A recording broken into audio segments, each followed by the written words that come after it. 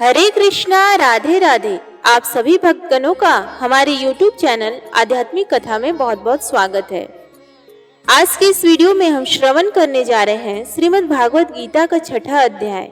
माना जाता है कि पितृपक्ष के दौरान श्रीमद् भागवत गीता का सुनने और पढ़ने मात्र से पितरों को मोक्ष की प्राप्ति मिलती है।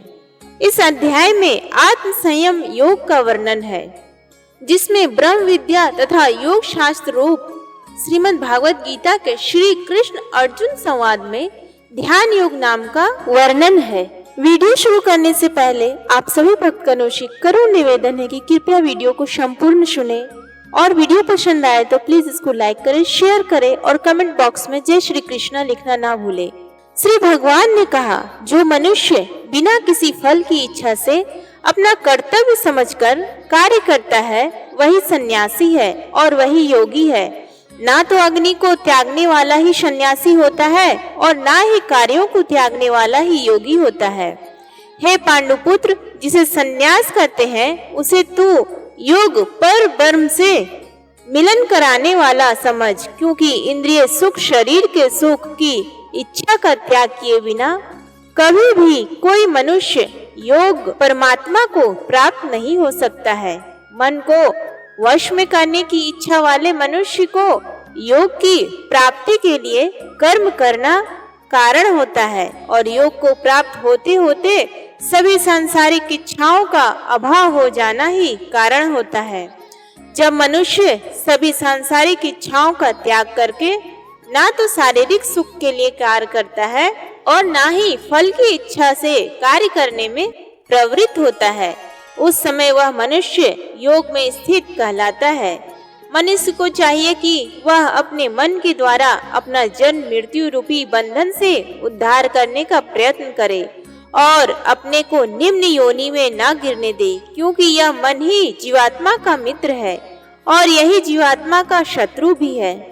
जो मनुष्य मन को वश में कर लेता है उसका वह मन ही परम मित्र बन जाता है, लेकिन जो मनुष्य मन को वश में नहीं कर पाता है उसके लिए वह मन ही परम शत्रु के समान होता है। जिसने मन को वश में कर लिया है उसको परम शांति स्वरूप परमात्मा पूर्ण रूप से प्राप्त हो जाता है। उस मनुष्य के लिए सर्दी गर्मी सुख दुख और मान अपमान एक समान होता है।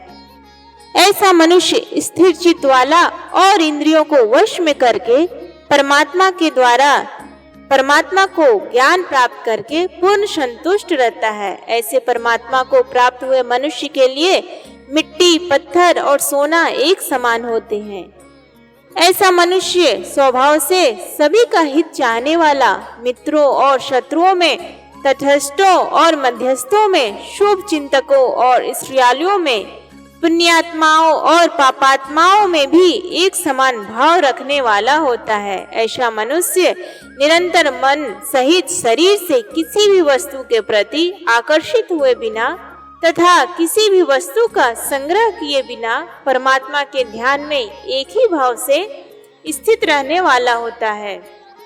योग के अभ्यास के लिए मनुष्य को एकांत स्थान में पवित्र भूमि में ना तो बहुत ऊंचा और ना ही बहुत नीचा कुशा के आसन पर मुलायम वस्त्र या मृगछाला बिछाकर उस पर दृढ़ता पूर्वक बैठकर मन को एक बिंदु पर स्थित करके चित्त और इंद्रियों की क्रियाओं को वश में रखते हुए अंतःकरण की शुद्धि के लिए योग का अभ्यास करना चाहिए। योग के अभ्यास के लिए मनुष्य को अपने शरीर, गर्दन तथा सिर को अचल और स्थिर रखकर नासिका के आगे के सिरे पर दृष्टि स्थित करके इधर उधर अन्य दिशाओं को ना देखता हुआ बिना किसी भय से इंद्रिय विषयों से मुक्त ब्रह्मचर्य व्रत में स्थित मन को भली भांति शांत करके मुझे अपना लक्ष्य बनाकर और मेरे ही आश्रय होकर अपने मन को मुझ में स्थिर करके मनुष्य को अपने हृदय में मेरा ही चिंतन करना चाहिए। इस प्रकार निरंतर शरीर द्वारा अभ्यास करके मन को परमात्मा स्वरूप में स्थिर करके परम शांति को प्राप्त हुआ योग में स्थित मनुष्य ही सभी सांसारिक बंधन से मुक्त होकर मेरे परम धाम को प्राप्त कर पाता है।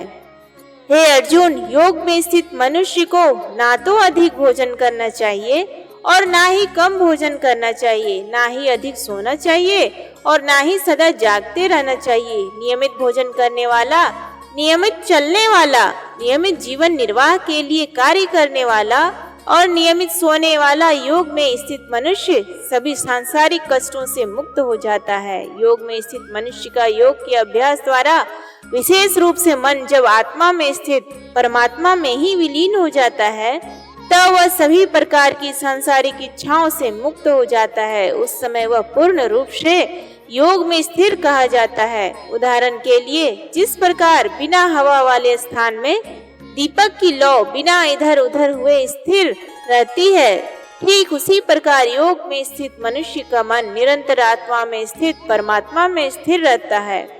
योग के अभ्यास द्वारा जिस अवस्था में सभी प्रकार की मानसिक गतिविधियां रुक जाती है, उस अवस्था समाधि में मनुष्य अपनी ही आत्मा में परमात्मा को साक्षात्कार करके अपनी ही आत्मा में ही पूर्ण संतुष्ट रहता है। तब वह अपनी शुद्ध चेतना द्वारा प्राप्त करने योग्य परम आनंद को शरीर से अलग जानता है और उस अवस्था में परम तत्व परमात्मा में स्थित वह योगी कभी भी विचलित नहीं होता। परमात्मा को प्राप्त करके वह योग में स्थित मनुष्य परम आनंद को प्राप्त होकर इससे अधिक अन्य कोई सुख नहीं मानना हुआ भारी से भारी दुख से भी चलायमान नहीं होता है। मनुष्य को चाहिए कि दृढ़ विश्वास के साथ योग का अभ्यास करते हुए सभी सांसारिक संसर्ग से उत्पन्न दुखों से बिना विचलित हुए ही योग समाधि में स्थिर रहकर कार्य करे। मनुष्य को चाहिए मन से उत्पन्न होने वाली सभी सांसारिक इच्छाओं को पूर्ण रूप से त्याग कर और मन द्वारा इंद्रियों के समूह को सभी ओर से वश में करे। मनुष्य को चाहिए कि कर्मशः चलकर बुद्धि द्वारा विश्वास पूर्वक अभ्यास करता हुआ मन को आत्मा में स्थिर करके परमात्मा के चिंतन के अलावा अन्य किसी वस्तु का चिंतन न करे। मनुष्य को चाहिए स्वभाव से स्थिर न रहने वाला और सदा चंचल रहने वाला यह मन जहाँ जहाँ भी प्रकृति में जाए वहाँ वहाँ से खींचकर अपनी आत्मा में ही स्थिर करे।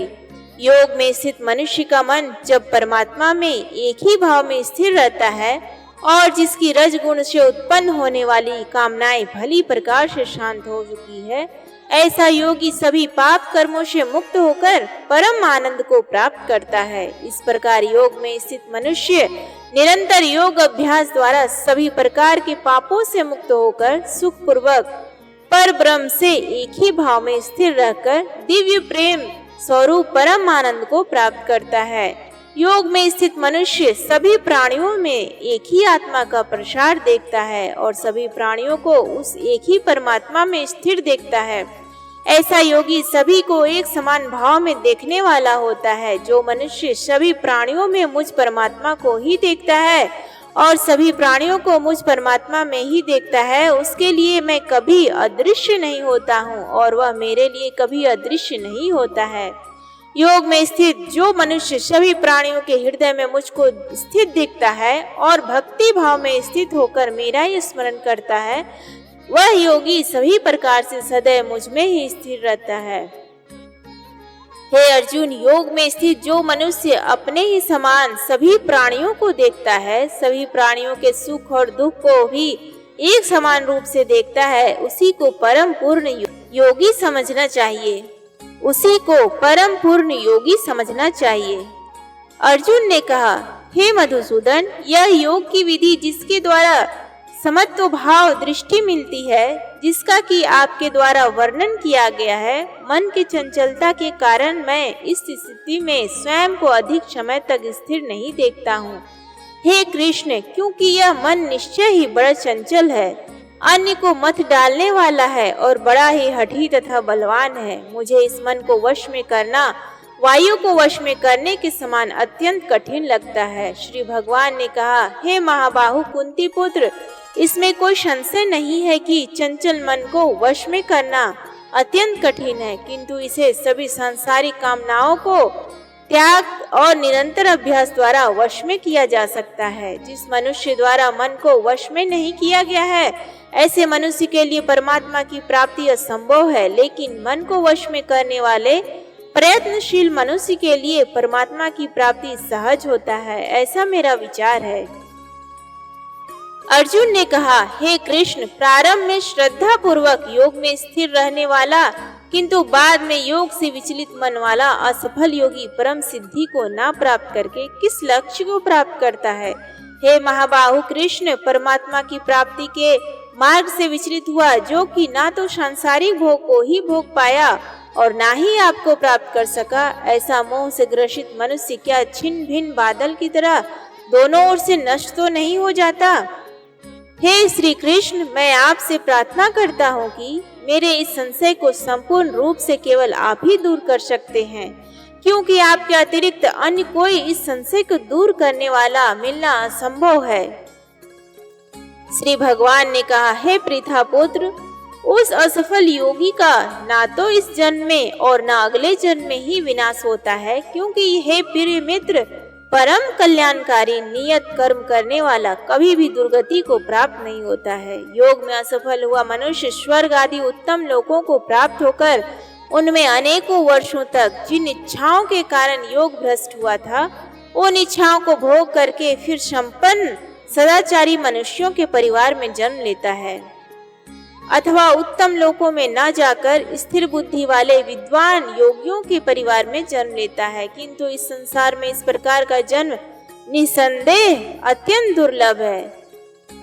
हे अर्जुन, ऐसा जन्म प्राप्त करके वहाँ उसे पूर्व जन्म के योग संस्कार पुनः प्राप्त हो जाते हैं और उन संस्कारों के प्रभाव से वह परमात्मा प्राप्ति रूपी परम सिद्धि को प्राप्त करने के उद्देश्य से फिर से प्रयत्न करता है। पूर्व जन्म के अभ्यास के कारण वह निश्चित रूप से परमात्मा पथ की ओर स्वतः ही आकर्षित हो जाता है। ऐसा जिज्ञासु योगी शास्त्रों के अनुष्ठानों का उल्लंघन करके योग में स्थिर हो जाता है। ऐसा योगी समस्त पाप कर्मों से शुद्ध होकर अनेक जन्मों के कठिन अभ्यास से इस जन्म में प्रयत्न करते हुए परम सिद्धि को प्राप्त करने के पश्चात परम गति को प्राप्त करता है। तपस्वियों से योगी श्रेष्ठ है, शास्त्र ज्ञानियों से भी योगी श्रेष्ठ माना जाता है और सकाम कर्म करने वालों की अपेक्षा से भी योगी श्रेष्ठ है। इसलिए हे अर्जुन, तू योगी बन। सभी प्रकार के योगियों में से जो पूर्ण श्रद्धा सहित संपूर्ण रूप से मेरे आश्रित हुए अपने अंतःकरण से मुझको निरंतर स्मरण दिव्य प्रेमा भक्ति करता है, ऐसा योगी मेरे द्वारा परम योगी माना जाता है। इस प्रकार उपनिषद, ब्रह्म विद्या तथा योग शास्त्र रूप श्रीमद् भागवत गीता के श्री कृष्ण अर्जुन संवाद में ध्यान योग नाम का छठा अध्याय संपूर्ण हुआ। हरिओम तत्सत। प्रेम से बोलिए भगवान कृष्ण की जय।